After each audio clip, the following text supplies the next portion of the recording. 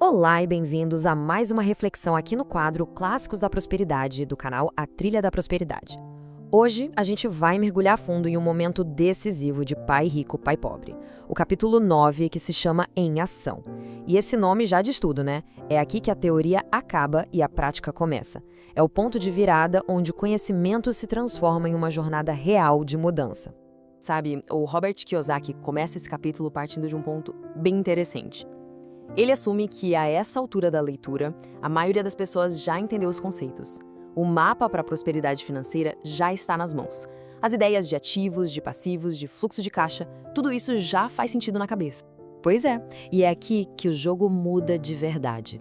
Porque uma coisa é ter o mapa, outra, completamente diferente, é dar o primeiro passo na trilha.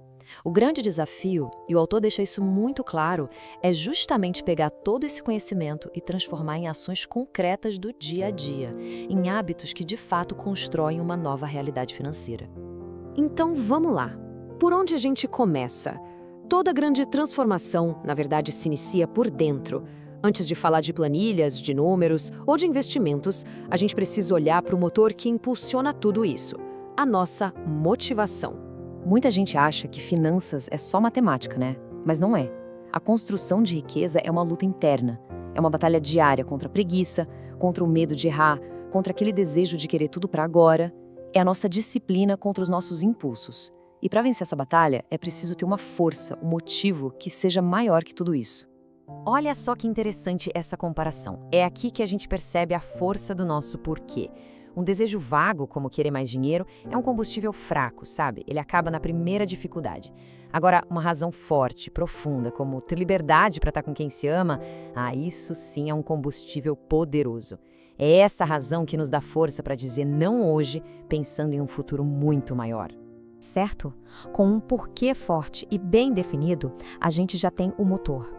Agora, quais são as ferramentas, quais são as ações práticas que tiram a liberdade financeira do campo das ideias e trazem ela para a nossa vida real?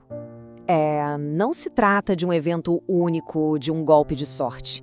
A liberdade financeira é o resultado de centenas, talvez milhares de pequenas escolhas que são feitas todos os dias. Cada real que passa pelas nossas mãos carrega uma decisão. Ele vai trabalhar para construir o futuro ou vai ser usado apenas para satisfazer o presente. Agora, essa aqui é talvez a virada de chave mais poderosa do livro todo. É um hábito que inverte completamente a lógica que a maioria das pessoas usa. Em vez de pagar todas as contas e ver se sobra algum dinheiro para investir, a prioridade número 1 passa a ser a construção do futuro. Primeiro a gente alimenta os ativos, depois, com o que restou, a gente organiza a vida. É um ato de disciplina que transforma tudo. Essa ideia é fantástica. O foco muda completamente. A verdadeira riqueza não está só no salário que entra no fim do mês, mas no conhecimento que se acumula durante o mês. Cada trabalho, cada projeto se torna uma oportunidade de aprender uma habilidade nova, de entender um mercado diferente. O salário paga as contas de hoje, mas é o aprendizado que constrói a fortuna de amanhã. Ok. Então a gente já falou do porquê, que é a nossa força interior, e do como, que são as ações diárias. Agora vamos juntar tudo isso em algo ainda maior, uma nova forma de enxergar o mundo. A mentalidade que por si só já começa a gerar riqueza. Esse quadro é um verdadeiro espelho. Vale a pena olhar para ele com honestidade e pensar: qual dessas colunas descreve melhor a forma como a gente tem pensado e agido? O foco tem sido a segurança de um salário, com aquele medo constante de perder o emprego? Ou o foco tem sido o crescimento dos ativos, com aquele receio de deixar boas oportunidades passarem? A resposta para essa pergunta diz muito sobre a trilha que está sendo seguida. Esse aqui, gente, é o caminho que a maioria das pessoas segue, muitas vezes sem nem perceber. É a famosa corrida dos ratos. A pessoa trabalha, recebe o salário e o dinheiro vai direto para comprar luxos, passivos, coisas que geram mais despesas. Isso cria um ciclo sem fim, onde é preciso trabalhar cada vez mais só para manter o padrão de vida, sempre na dependência do próximo pagamento. E aqui a gente vê a mágica acontecer. É a inversão completa da rota. O salário não vai direto para o luxo, ele vai primeiro para os ativos. Esses ativos começam a trabalhar e a gerar uma nova renda, a renda passiva. E é essa renda que vem do patrimônio que finalmente vai pagar pelos luxos. A filosofia é simples e poderosa. Deixe que os seus ativos, e não o seu suor, comprem o seu conforto. E no final, tudo se resume a isso, né? A mudança só acontece quando a gente para de ser um passageiro e assume o volante da nossa própria vida financeira. Este capítulo é um chamado para essa autorresponsabilidade.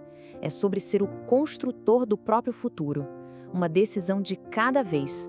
Bom, a gente chega no final desta análise, mas na verdade é o começo de uma nova caminhada. A passagem do saber para o fazer não exige um grande evento, um momento perfeito. Ela só precisa de um único e pequeno passo, dado agora. Essa frase resume tudo. É a grande essência do livro. O nosso mundo financeiro externo é só um reflexo do nosso mundo interno. A prosperidade que aparece na conta bancária é um espelho da disciplina, do conhecimento e, principalmente, da coragem de agir que a gente cultiva por dentro. Então, fica aqui uma reflexão final, não como uma pressão, mas como um convite gentil. Qual pequena ação, por menor que seja, pode ser feita hoje para dar o primeiro passo nessa jornada? Talvez seja ler um artigo, talvez seja anotar os gastos, talvez seja simplesmente ter uma conversa sobre o futuro. O que importa não é o tamanho do passo, mas a direção do movimento. Espero que essa nossa conversa tenha servido como um bom guia nessa trilha. A jornada é contínua.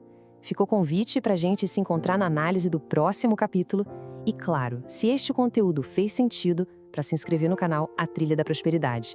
Um grande abraço e até a próxima!